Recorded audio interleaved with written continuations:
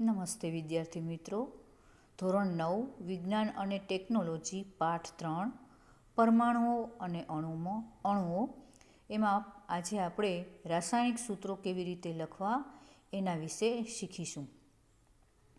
કોઈપણ સંયોજનનું રાસાયણિક સૂત્ર સંયોજનના બંધારણનું સાંકેતિક નિરૂપણ છે. આપણે આગળ પણ બધું શીખી ગયા. એ માટે આપણે સૌથી પહેલાં તો સંજ્ઞા શીખવી જોઈએ, પછી એના આવર્ત કોષ્ટક પ્રમાણે એના પરમાણુ ક્રમાંક યાદ રાખવા જોઈએ. અને ખાસ કરીને જો સંજ્ઞા આપણને આવડી જાય બરાબર, તો આપણને રાસાયણિક સૂત્રો છે એ પ્રોપર લખતા આવડી જાય. તો અહીંયા આપણે જુદા જુદા સંયોજનોના રાસાયણિક સૂત્રો છે એ આપણે સરળતાથી કેવી રીતે લખી શકાય એ સમજીએ. તો કોઈપણ સંયોજનનું રાસાયણિક સૂત્ર તે સંયોજનના બંધારણનું સાંકેતિક નિરૂપણ છે. જુદા જુદા સંયોજનોના રાસાયણિક સૂત્રો સરળતાથી લખી શકાય છે. આ માટે આપણે તત્વોની સંજ્ઞાઓ અને તેની સંયોજાવાની ક્ષમતા એટલે કે સંયોજન ક્ષમતા એટલે કે કમ્બાઇનિંગ કેપેસિટી છે એનો અભ્યાસ કરવો જરૂરી છે. કોષ્ટક 3.6માં કેટલાક આયનોના નામ અને સંજ્ઞાઓ આપણને આપેલા છે. હવે ટીક કરજો. કોઈપણ તત્વની સંયોજાવાની શક્તિ અથવા ક્ષમતાને તે તત્વની સંયોજકતા કહેવાય છે. સંયોજકતાની વ્યાખ્યા છે, બરાબર પાકી કરી લેજો. હવે પાછું ટીક કરો. કોઈ એક તત્વના પરમાણુ અન્ય તત્વના પરમાણુઓ સાથે સંયોજાઈ કેવી રીતે રાસાયણિક સંયોજન બનાવે છે તે જાણવા માટે સંયોજકતાનો ઉપયોગ થાય છે.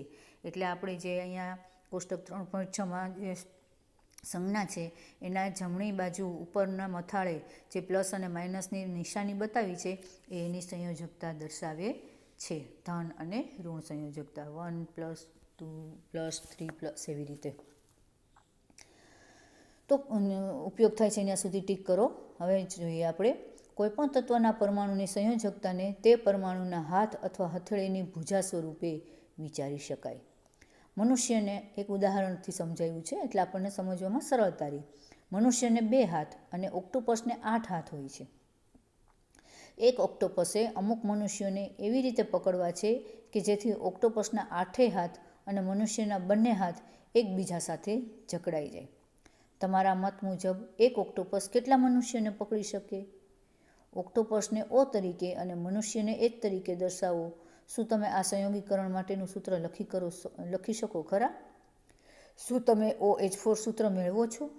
અહીં Hની સંખ્યા H છે એ નીચે દર્શાવેલ 4 એ ઓક્ટોપસ દ્વારા પકડાયેલ મનુષ્યની સંખ્યા છે. તો અહીંયા કોષ્ટક 3.6માં એવા કેટલાક બહુપરમાણુય આયનોની સંજ્ઞા બતાવી છે. અને હવે પછીનું જે પ્રકરણ આવશે એમાં આપણે સંયોજકતા વિશે ડિટેલમાં અભ્યાસ કરીશું. તો અહીંયા કેટલાક તત્વો છે, કોઠો તમે જોશો એટલે ખ્યાલ આવશે કે એકથી વધુ સંયોજકતા દર્શાવે છે. કોષ્ટકમાં દર્શાવેલ રોમન અંક પણ તેની સંયોજકતા દર્શાવે છે. બરાબર. I ને II ને III ને બધો છે એ બધા રોમન અંક છે. એ પણ એની સંયોજકતા બતાવે છે. આગળ જોઈએ આપણે.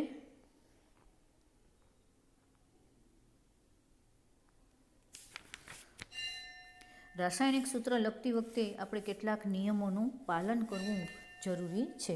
જેમ કે આયનની સંયોજકતા અથવા વીજભાર સમતોલિત હોવા જોઈએ. જ્યારે સંયોજન ધાતુ અને અધાતુ એમ બંને ધરાવતું હોય ત્યારે પ્રથમ ધાતુની સંજ્ઞા અથવા નામ લખાય છે. ઉદાહરણ તરીકે કેલ્શિયમ ઓક્સાઇડ તો CaO, sodium chloride NaCl, iron sulphide FeS, copper oxide CuO વગેરે.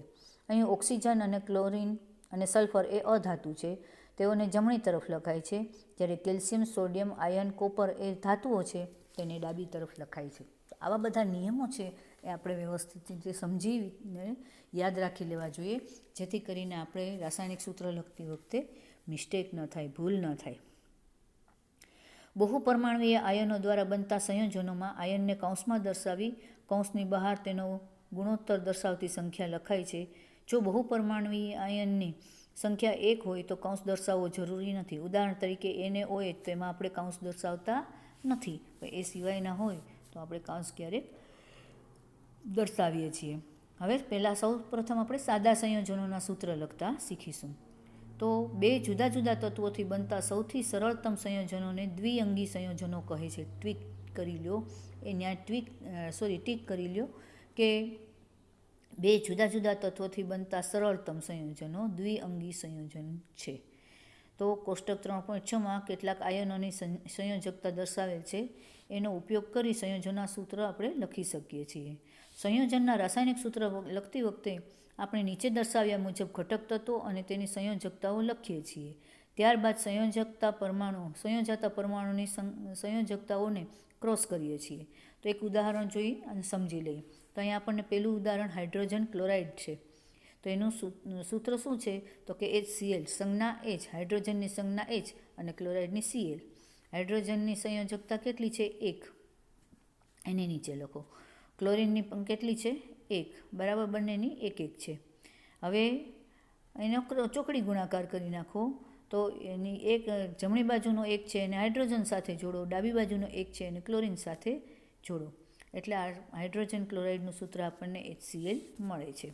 હવે હાઇડ્રોજન સલ્ફાઇડ અને પાણી, બરાબર. તો હાઇડ્રોજનની સંજ્ઞા H, બરાબર, અને સલ્ફાઇડ S, બરાબર. હવે એની સંયોજકતા લખવાની છે. તો હાઇડ્રોજનની સંયોજકતા 1 અને સલ્ફરની 2. જે તત્વો હોય એની નીચે જ એની સંયોજકતા લખી નાખવાની. હવે એનો ચોકડી ગુણાકાર કરી નાખો, બરાબર. તો જમણી બાજુ જે 2 લખેલા છે એને હાઇડ્રોજન સાથે જોડીએ, ડાબી બાજુ 1 લખેલો છે એને સલ્ફર સાથે જોડીએ, એટલે સૂત્ર બનશે H2S. બહુ સહેલું છે, મજા આવી જાય એવું છે. તો આ રીતે આપણને અહીંયા કેટલા બધા કાર્બન ટેટ્રાક્લોરાઇડનું સૂત્ર આપ્યું છે, મેગ્નેશિયમ ક્લોરાઇડનું સૂત્ર આપ્યું છે. કેટલાક વધુ ઉદાહરણો સમજાય એટલે માટે એલ્યુમિનિયમ ઓક્સાઇડનું આપ્યું છે, કેલ્શિયમ ઓક્સાઇડનું આપ્યું છે, આપણે લખી શકીએ. બરાબર. તો આ રીતે તમે જોઈ શકો છો કે દરેક સાદા સંયોજનના સૂત્ર છે એ આ પ્રમાણે આપણે લખી શકીએ છીએ. હવે અહીંયા નોંધનીય બાબત, કેલ્શિયમ હાઇડ્રોક્સાઇડનું સૂત્ર જુઓ. એમાં આપણે OH છે, બરાબર, એ કાઉન્સમાં લખેલા છે. તો આપણને આગળ જ કીધું હતું કે બહુ પરમાણુય આયનની સંખ્યા 1 હોય તો વાંધો નહીં, પણ 1 કરતાં જો વધુ હોય તો આપણે કાઉન્સ દર્શાવવો જરૂરી છે. એટલે અહીંયા જોઈએ છીએ તો કે કેલ્શિયમ છે, કેલ્શિયમ હાઇડ્રોક્સાઇડ, તો કેલ્શિયમની સંજ્ઞા Ca અને હાઇડ્રોક્સાઇડ એટલે OH. Caની સંયોજકતા છે એ +2 અને OHની -1 છે, બરાબર. બેનો ચોકડી ગુણાકાર કરીએ એટલે મળે છે CaOH ટ્વાઇસ.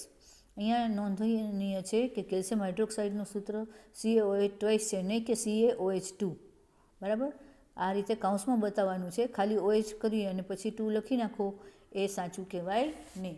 કાઉન્સ છે એનો મતલબ શું છે કે Oના અને Hના બંનેના 2 પરમાણુઓ છે અને એ રીતે OH ટ્વાઇસ લખાય છે. અને અહીંયા CaOH કાઉન્સ ન કરીએ તો શું થાય? તો કે કેલ્શિયમનો 1, ઓક્સિજનનો 1 અને હાઇડ્રોજનના 2 પરમાણુ થાય. તો આ રીતે આપણે લખતી વખતે ખાસ ધ્યાન રાખવું. હવે ટીક કરો. જ્યારે સૂત્રમાં 2 કે વધારે સમાન આયનો હાજર હોય ત્યારે આપણે કૌંસનો ઉપયોગ કરીએ છીએ. ટીક કરી લ્યો બસ ત્યાં સુધી.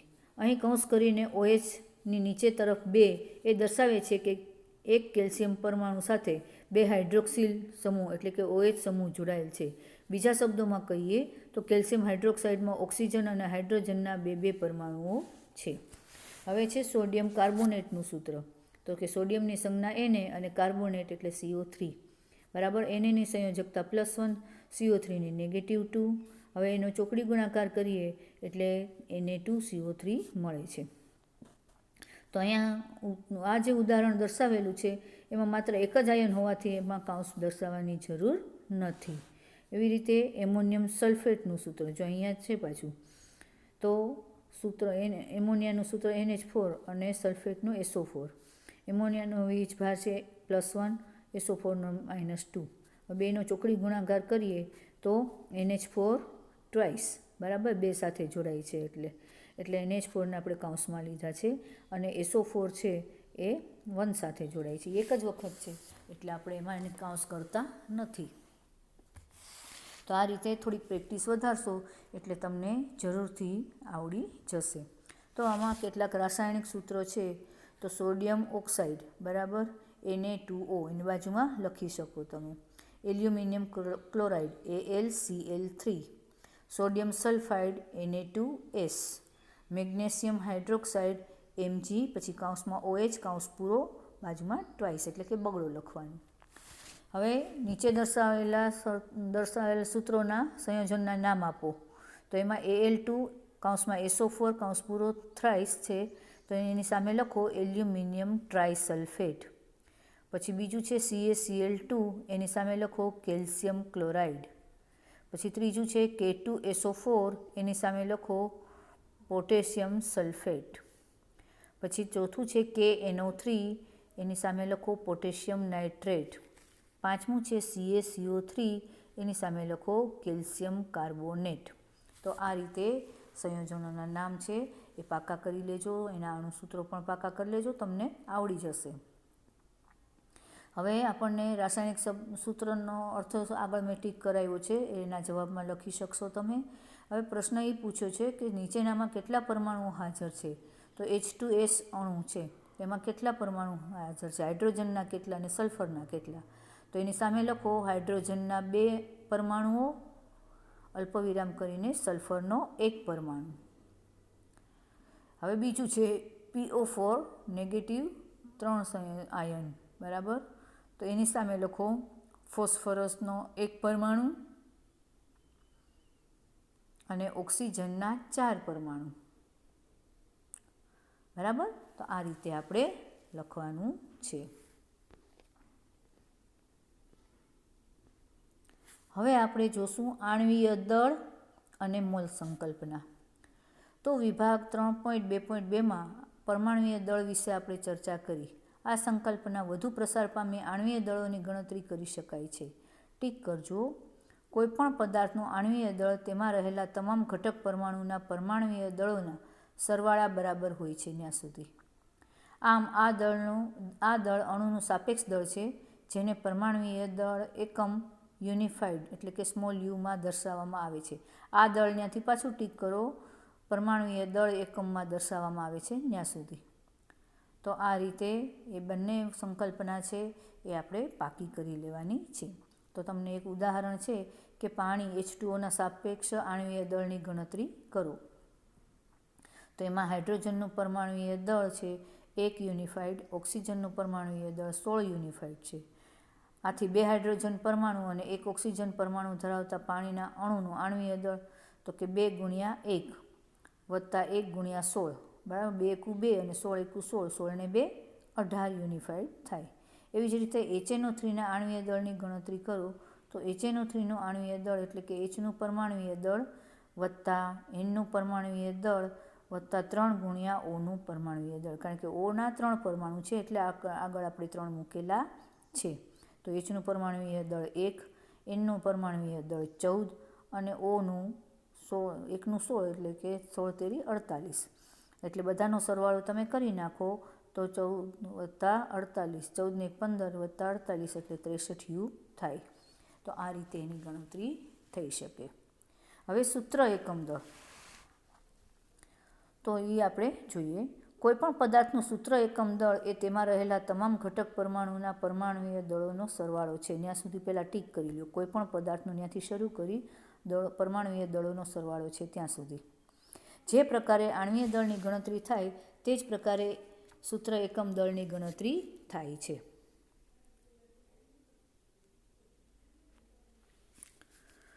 ફરક માત્ર એટલો જ છે કે એકમ સૂત્ર આ શબ્દનો ઉપયોગ એવા પદાર્થ માટે કરીએ છીએ જેમાં ઘટક કણ તરીકે આયન હોય, ઉદાહરણ તરીકે સોડિયમ ક્લોરાઇડ. તો એ ચર્ચા કર્યા મુજબ તેનું સૂત્ર NaCl છે અને તેના એકમ સૂત્ર દળની ગણતરી 1 × 23 વત્તા 1 × 35.5 બરાબર 58.5 યુનિફાઇડ થાય. તો આ રીતે આપણે ગણતરી કરી શકીએ છીએ. તો હવે નીચે એવા આપણને કેટલાક સૂત્રો આપ્યા છે, તત્વો આપ્યા છે, તો એના આણ્વીય દળ સંયોજનો આપ્યા છે, એના કરવાના છે, બરાબર. તો અમુકના રેડી આપ્યા છે, અમુકના આપણે આપણી જાતે ગણતરી કરવાની છે. તો એ આ રીતે ઉદાહરણ જોઈ અને તમે કરી શકો છો. હવે મોલ સંકલ્પના. એક ઉદાહરણ લઈએ જેમાં હાઇડ્રોજન અને ઓક્સિજન વચ્ચે પ્રક્રિયા થઈ પાણી બને છે. તો 2H2 + O2 બરાબર 2H2O. તો આ પ્રક્રિયા શું સૂચવે છે? આ પ્રક્રિયા સૂચવે છે કે હાઇડ્રોજનના 2 અણુ ઓક્સિજનના 1 અણુ સાથે સંયોજાઈ પાણીના 2 અણુ બનાવે છે. અથવા બીજી, હાઇડ્રોજન અણુના 4 યુનિફાઇડ 4 એકમ ઓક્સિજન અણુના 32 એકમ સાથે સંયોજાઈ 36 એકમ જેટલા પાણીના અણુ બનાવે છે. તો આ સમીકરણ પરથી આપણે એવું અનુમાન કરી શકીએ છીએ કે કોઈપણ પદાર્થની માત્રા એટલે કે જથ્થાને તેના દળ અથવા તેના અણુઓની સંખ્યાને આધારે દર્શાવી શકાય. પરંતુ રાસાયણિક પ્રક્રિયામાં સમીકરણ પ્રત્યક્ષ રીતે પ્રક્રિયામાં ભાગ લેતા અણુ કે પરમાણુની સંખ્યા સૂચવે છે. તેથી પદાર્થના જથ્થાને તેના દળના સંદર્ભમાં દર્શાવવું તેના કરતાં અણુઓ કે પરમાણુના સંદર્ભમાં દર્શાવવું વધુ અનુકૂળ છે. તેથી નવો એકમ મોલ રજૂ કરાયો છે. કોઈપણ ઘટક એટલે કે પરમાણુ, અણુ, આયન અથવા કણના 1 મોલ જથ્થામાં તેની જેટલી સંખ્યા હોય તેટલી સંખ્યાના પરમાણુય દળ અથવા આણ્વીય દળ જેટલા ગ્રામમાં દર્શાવેલ જથ્થામાં હોય છે. તો અહીંયા આપણને જુદા જુદા તત્વોના પેજ આકૃતિ 3.5 પેજ નંબર 40 ઉપર બતાવ્યું છે. 1 મોલ પરમાણુ એટલે તો કે કાર્બનના 1 મોલ એટલે 6 × 22 × 10⁻23 પરમાણુ બરાબર. પછી 1 મોલ હાઇડ્રોજનના પરમાણુ એટલે તો કે હાઇડ્રોજનના 6.022 × 10⁻23 પરમાણુ. તો એના કાર્બન કેટલા થાય? 1 મોલ કાર્બન એટલે 12 ગ્રામ કાર્બન બરાબર. એટલે આપણે જેમ અમુક વસ્તુ ગ્રામમાં, કિલોગ્રામમાં, મિલીગ્રામમાં એમ બતાવીએ એમ અહીંયા આપણે અણુ કે પરમાણુ છે એની આપણે ગણતરી છે, એનો જથ્થો છે એને આપણે મોલમાં દર્શાવીએ છીએ. ચાલો હવે આપણે પાછા જઈએ પેજ નંબર 41 ઉપર.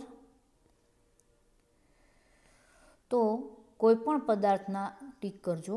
કોઈપણ પદાર્થના 1 મોલ જથ્થામાં હાજર રહેલા ઘટકોની એટલે કે અણુ, પરમાણુ કે આયનોની સંખ્યા 6.022 × 10⁻23 જેટલી નિશ્ચિત હોય છે. આપણે કેમ 1 કિલોગ્રામ બરાબર 1000 ગ્રામ થાય એવી રીતે આમાં પણ એવું નક્કી કરેલું હોય છે. તો એ પણ બાબત ટીક કરી લો. તે પ્રાયોગિક રીતે મેળવેલ મૂલ્ય છે. આ સંખ્યાને ઇટાલિયન વૈજ્ઞાનિક એમિડિયો એવોગેડ્રો ના માનમાં એવોગેડ્રો અચળાંક અથવા એવોગેડ્રો અંક n પછી નીચે 0 દ્વારા દર્શાવાય છે. તો એ આખો પેરેગ્રાફ છે કોઈ પણથી દર્શાવાય છે ત્યાં સુધીનો ટીક કરી લો. હવે આપણે આગળ સમજીએ. 1 મોલ કોઈ વસ્તુના 1 મોલ એટલે શું? તો કે 6.022 × 10⁻23 વસ્તુની સંખ્યા. જેમ કે 1 ડઝન એટલે 12 નંગ થાય, 1 ગ્રોસ એટલે 144 નંગ થાય. એવી જ રીતે આ પણ 1 મોલ એટલે 6.022 × 10⁻23 વસ્તુ થાય. તેમ સંખ્યાના સંદર્ભમાં મોલ ડઝન ગ્રોસ કરતાં પણ વધુ ફાયદાકારક છે, કારણ કે કોઈપણ પદાર્થના 1 મોલ જથ્થાનું દળ નિશ્ચિત હોય છે. કોઈપણ પદાર્થના 1 મોલ જથ્થાનું દળ એ ગ્રામમાં દર્શાવેલું તેનું સાપેક્ષ પરમાણુય દળ કે આણ્વીય દળ છે. તત્વનું પરમાણુય દળ આપણને એક પરમાણુનું દળ પરમાણુય દળ એકમ યુમાં દર્શાવે છે. હવે ટીક કરજો. તત્વના 1 મોલ પરમાણુઓનું દળ કે જે મોલર દળ તરીકે ઓળખાય છે. ટીક કરી લ્યો ત્યાં સુધી. હવે સમજીએ.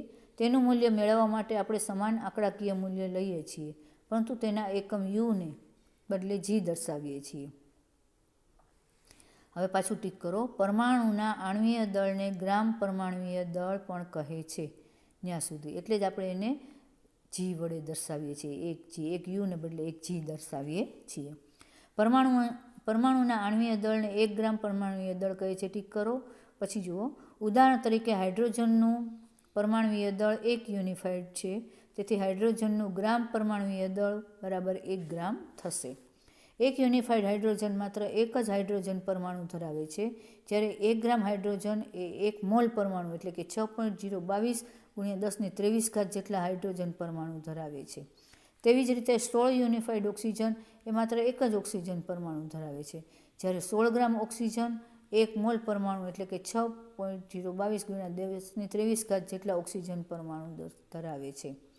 અણુનું ગ્રામ આણ્વીય દળ અથવા આણ્વીય દળ શોધવા માટે આપણે તેના આણ્વીય દળ જેટલું જ સંખ્યાત્મક મૂલ્ય લઈએ છીએ, પરંતુ ઉપર દર્શાવ્યા પ્રમાણે તેનો એકમ યુનિફાઇડના બદલે ગ્રામ લઈએ છીએ. ઉદાહરણ તરીકે આપણે પહેલેથી જ ગણતરી કરી ચૂક્યા છીએ કે H2O એટલે કે પાણીનું આણ્વીય દળ 18 યુનિફાઇડ છે.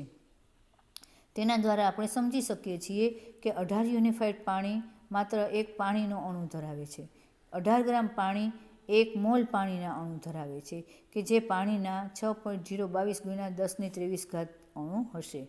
રસાયણશાસ્ત્રીઓને કોઈપણ પ્રક્રિયા કરતી વખતે અણુઓ અને પરમાણુઓની સંખ્યાની જરૂર પડે છે, તે માટે તેઓ દળનો સંબંધ ગ્રામમાં લીધેલ સંખ્યાઓ સાથે કરવો પડે, જે નીચે પ્રમાણે થઈ શકે. 1 મોલ બરાબર 6.022 ગુણ્યા 10⁻23 સંખ્યા બરાબર ગ્રામમાં સાપેક્ષ દળ. આમ રસાયણશાસ્ત્રીઓએ દર્શાવેલ ગણતરીનો એકમ મોલ છે. હવે ટીક કરજો. ઈસવીસન 1896ની આસપાસ વિલ્હેમ ઓસ્વાલ્ડે મોલ શબ્દનો પરિચય આપ્યો. ત્યાં સુધી ટીક કરી લ્યો. જે એક લેટિન શબ્દ મોલ્સ પરથી આવેલો છે, જેનો અર્થ થાય છે ઢગલો અથવા થપ્પી. કોઈપણ પદાર્થના અણુઓ કે પરમાણુઓના એક ઢગલા સ્વરૂપે વિચાર કરી શકાય. 1967માં એક એકમ તરીકે મોલની સ્વીકૃતિ થઈ, જેના દ્વારા પરમાણુઓ અને અણુઓની મોટી સંખ્યા ઢગલાને સરળ રીતે દર્શાવવાનો માર્ગ પૂરો પાડે છે. તો અહીંયા આપણને મોલની ગણતરી કેવી રીતે થાય એ ઉદાહરણ 3.3માં સમજાવ્યું છે કે નીચે દર્શાવેલા માટે મોલ સંખ્યાની ગણતરી કરો. 52 ગ્રામ એચી દળ દ્વારા મોલ શોધો. તો મોલની સંખ્યા બરાબર સ્મોલ એમ, આપેલ દળ સ્મોલ એમ, મોલર દળ કેપિટલ એમ, આપેલ કણોની સંખ્યા કેપિટલ એન, એવોગેડ્રો અંક N0. હવે HEનું પરમાણુય દળ બરાબર 4U, એટલે HEનું મોલર દળ કેટલું થશે? 4U બરાબર 4G. આમ મોલ સંખ્યા બરાબર શું? તો કે આપેલ દળ છેદમાં મોલર દળ. તો n બરાબર સ્મોલ n બરાબર m છેદમાં m બરાબર સ્મોલ m છેદમાં કેપિટલ M, એટલે કે 52/4 એટલે કે 13. તો આ રીતે આપણે તમે ઉદાહરણ છે એ જોઈ અને બરાબર સમજી શકશો. ઉદાહરણો જોઈ જજો. કાંઈ પણ ન સમજાય તો ફરી પાછા પૂછજો, ચર્ચા કરજો. તો આશા છે તમને સમજાઈ ગયું હશે. Thank you very much. ખૂબ ખૂબ આભાર.